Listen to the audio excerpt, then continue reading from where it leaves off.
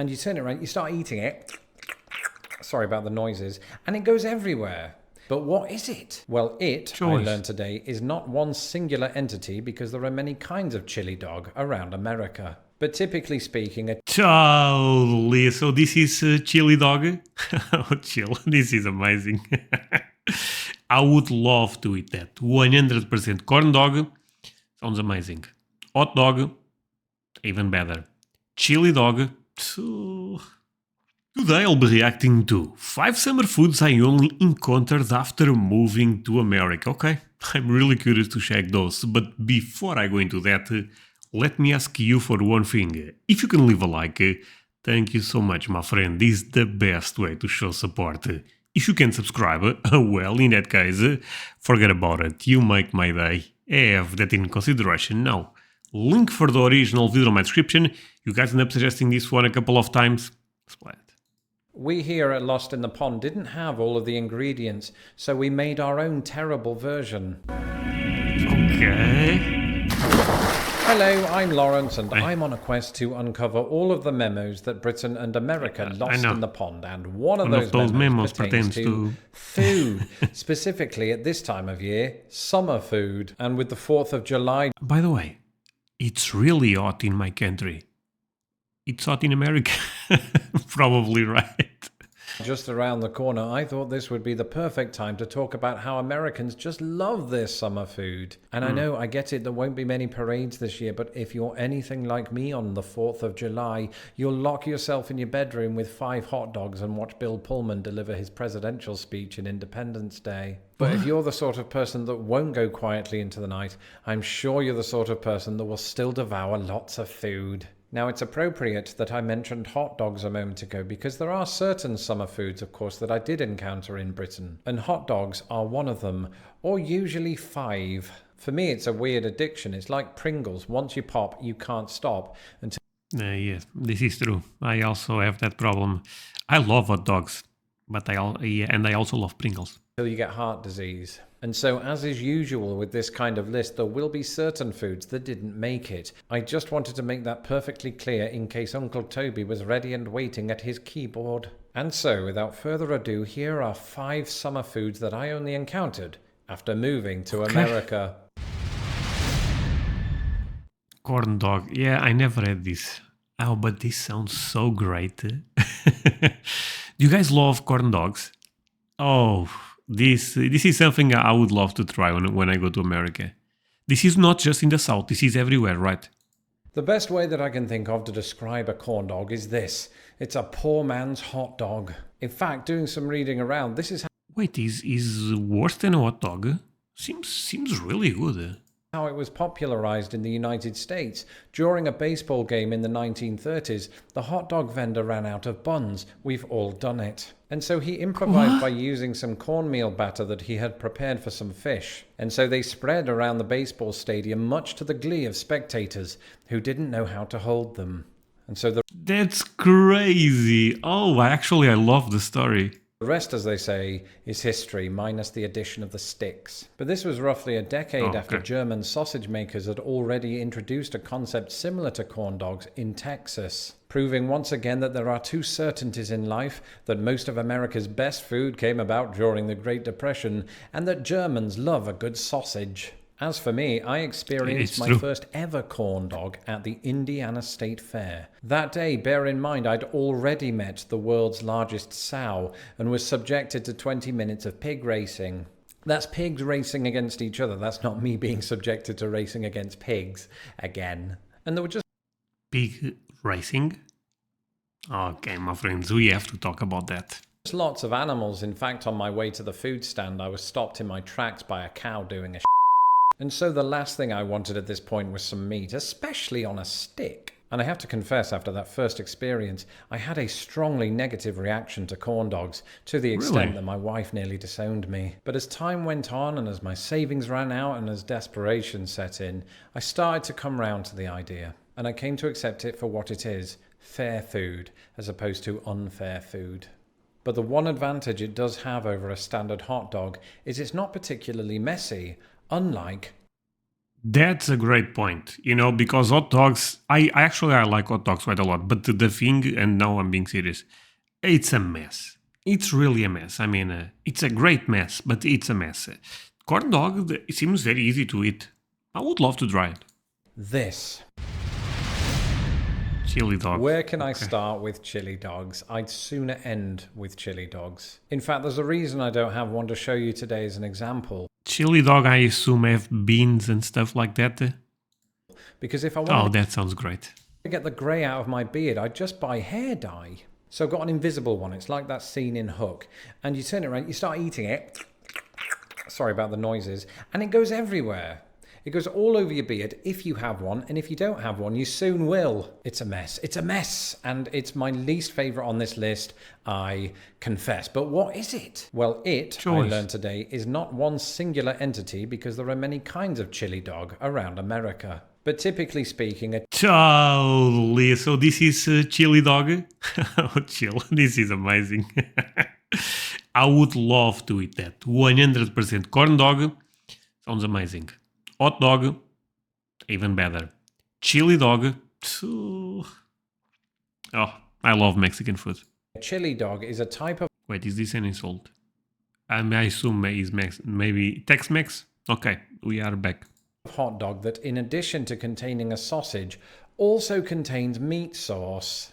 And people usually sprinkle on cheese and onions for extra taste. And here's the thing, it actually does taste amazing. You just need a knife and fork to eat it. Word of warning though, only do that if you're willing to risk deportation. Either way, you're unlikely to find the chili dog in the UK. Oh, I just realized we didn't do the joke about how chili dogs are not the same thing as freezing canines. Pork tenderloin sandwich. What? One way that I endeared myself to my Midwestern chums, other than wielding my accent and my dimples, is that I absolutely love the pork tenderloin sandwich. And when you think about it, this is quite extraordinary because A, I'm not from the Midwest, and B, I was subjected to the Piglet Olympics. But when I moved to the state of Indiana in 2008, the pork tenderloin, both the phrase and the concept, was alien to me. It turns out in hindsight that it's also alien to a lot of Americans, and that's because the pork tenderloin is indigenous to the Midwest. Indigenous was the wrong word, wasn't it? Basically, a pork tenderloin sandwich. That's good. No, this I love pork. Okay. I was not sure what I should expect. Yeah, this is the Texas version. I'm assuming because it's bigger. Okay. This is looking amazing. Sandwich, as you may have guessed, is usually a deep-fried pork loin on a bun. God help us if baseball vendors run out of tenderloin buns. But, and this could be my nostalgic bias toward Indiana where they are believed to have originated, I bloody love them. And while you can probably eat them all Probably year really round, good. they are best served in the sweltering heat of a 4th of July parade, or a state fair, or Studio 81. Good beer.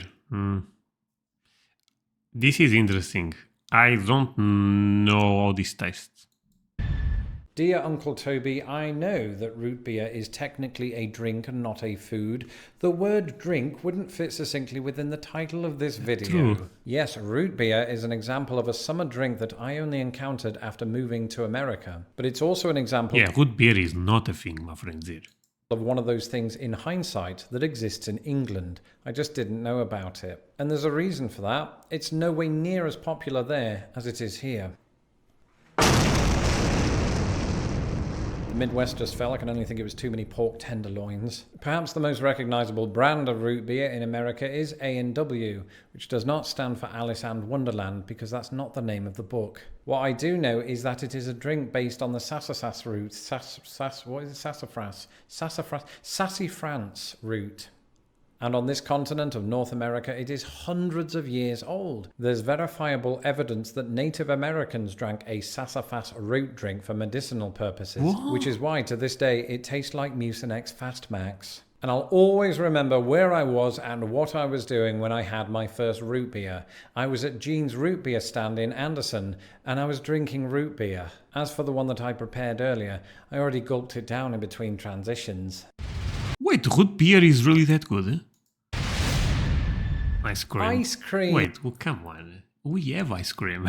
But only when I'm in a field and there's a clown. Then I scream a lot. But Americans love their ice cream arguably more than my British compatriots, and that's amazing when you consider that we have the 99 flake and the feast. Ironically, two things that you don't encounter in America. What you will What? You don't have this ice cream? Eh? flake and the feast. This is one of my favorite one. Oh, this is the feast. I love it. Ironically, two things that you don't encounter What's the flavor? Chocolate with chocolate. I'm all about it. in America. What you will encounter is America's own unique flavors. I'm not talking about those distributed by Ben and Jerry's because that is very popular in Britain. In fact, and this is a beautiful memory, the first time that I devoured an entire tub was at my dad's office in Grimsby. I'm talking about flavours whose transplant to Britain has for now been put on ice and not creamy ice. So for example, Rocky Road, which is perhaps my favourite ice cream that did not originate with Ben and Jerry's. It's amazing. It came out of Oakland, California in 1929, and it's usually a combination of chocolate ice cream, marshmallows, and nuts. And if on Oh, that sounds amazing. What? December 31st I'd foreseen the pandemic, I wouldn't have quit chocolate for the year ahead, and I'd now be stuffing my face with Rocky Road for your viewing pleasure. Some might say that 2020 itself has been a rocky road, so it won't surprise you to learn that that's more or less how it got its name. Its 1929 creators, Dreyer and Edie, called it that as a comical reference to the Wall Street crash. Hilarious. In either event, the world could do right now with a superhero, which is the perfect segue into Superman flavoured ice cream, so called because it bears the colours of Superman himself. Oh, what? You guys... Holy capitalism. You guys have a Superman flavor in America? Makes sense, my friends. Makes sense. I love it. Though I am contractually obligated to point out that it's not licensed by DC Comics. We here at Lost in the Pond didn't have all of the ingredients, so we made our own terrible version. It's a combination of vanilla ice cream and fruity pebbles. Honestly, that looks bad. I personally was embarrassed by this. Nonetheless, I did give it a name. I called it Baby Kal-El flavor. It can still lift up cars. And finally, and there's really only one way to pronounce this, Butter Pecan. Butter Pecan is without doubt my favourite non-chocolate ice cream. And the reason that I didn't encounter Butter Pecan flavoured ice cream in Britain is that pecans are not very commonly found in Britain. Here they make up two of my favourite desserts, this ice cream and pecan pie. So when this pandemic is over and you've moved to America, head on over to Baskin Robbins and get yourself some Butter Pecan. Also look up some alternative pronunciations of pecan. I get some funny looks. I don't know why. That's it for this episode. I'm going to... Wait. Is this what I'm thinking it is? Wait. It's this ice cream and pecan pie. So when the pecans are... Sorry, sir. Butter pecan... Wait, this is pecan? Pecan? This is pecan. Pecan ice cream, right? Not pecan. He's making a joke, right? Or am I off? Pecan is without doubt my favourite non-native pronunciations good. of pecan. I get some funny looks. I don't know why. That's it for this episode. I'm going to go now and fix America. In the meantime, don't forget to follow me on Twitter at Lost in the Pond US. And as ever, please subscribe to my channel so that my videos don't get lost in the pond. If you would like to support this channel, as over 200 people already do, you can do so at patreon.com/lostinthepond. Until next time, goodbye. Oh, this was amazing. 5 summer objects I only encountered after moving to America? My friends, I need to watch that, right? This is 8 minutes. Leave me the number 8 if I should watch that one. Should I?